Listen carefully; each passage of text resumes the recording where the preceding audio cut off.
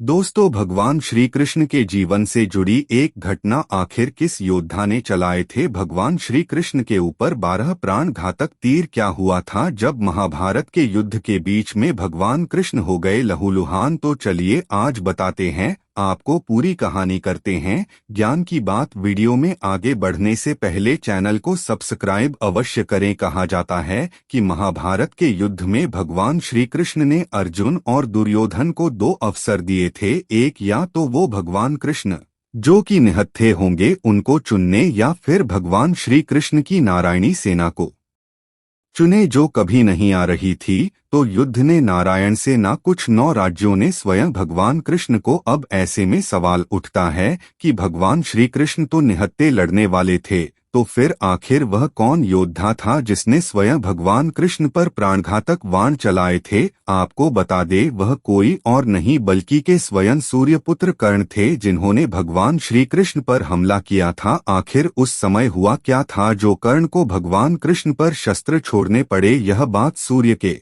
शत्रु वेटिंग की, जब कर्ण और अर्जुन आमने सामने थे। दोनों के बीच भयंकर युद्ध हो रहा था। दोनों योद्धा एक दूसरे पर कई सारे असीम शक्तियों का प्रयोग कर रहे थे, कई सारे घातक बाण चला रहे थे। कर्ण की रणनीति यही थी कि वह अर्जुन को खत्म करना चाहते थे, और उन्हें यह चाहते थे कि वह कर्ण का खात्मा करते, क्योंकि दोनों में बचपन से ही प्रतिस्पर्धा थी। दोनों एक दूसरे को सर्वश्रेष्ठ इधर उधर मार देते। फिर वह समय भी नजदीक आ गया जब कर्ण ने अर्जुन को हराने के लिए कि सर्प बाण चलाने का निर्णय लिया। इस बांध को करने कई वर्षों से अर्जुन प्रहार करने के लिए रखा हुआ था। वास्तव में यह बाण पाताल लोक में अश्रु से नाम काटना का अर्जुन का परम शत्रु था, और उसकी शत्रुता का मुख्य कारण था खांडव वन में अर्जुन ने उसके पूरे घर को उजाड़ दिया था, और सरपंचों रहते थे खांड, और उनको वहां से हटा दिया था। अश्वसेन तभी से अर्जुन को मारने के लिए मौके की तलाश में था। महाभारत तो आपने देखा होगा कि वह कहते हैं कि उन्हें तक्षक नाग करना चाहता था। भारत के विभिन्न ग्रंथों में उन्हें अलग अलग नाम से दर्शाया गया है। कोई अश्वसेन जाता है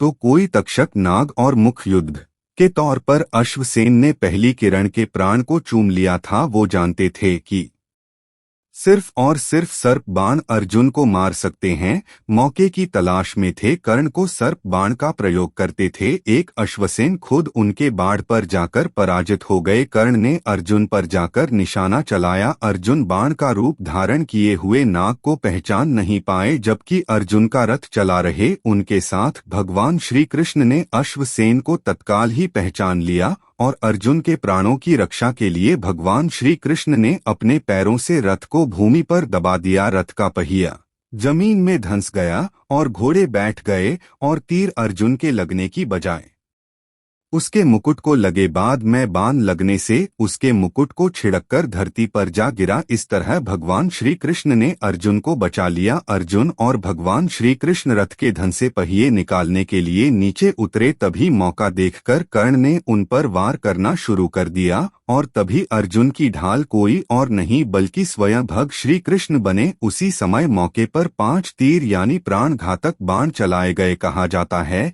कि ये बाण श्री कृष्ण के शरीर में धंस गए। पूरी सृष्टि के रचयिता भगवान विष्णु के अवतार स्वयं भगवान श्री कृष्ण ने उन पहाड़ों के गांव को शैलिया न भगवान ने अर्जुन को अश्वसेन के बारे में बताया। अर्जुन ने क्षेत्रों की सहायता से अश्वसेन के टुकड़े टुकड़े कर दिए, और इस तरह भगवान श्री कृष्ण ने स्वयं पीड़ा सहते हुए परम प्रिय अर्जुन को बचा लिया। सिर्फ इसी वजह से कर्ण के 12 तीर स्वयं भगवान कृष्ण को लग गए। उम्मीद है कहानी पसंद आई होगी। पसंद आई है तो लाइक और सब्सक्राइब करना मत भूलना।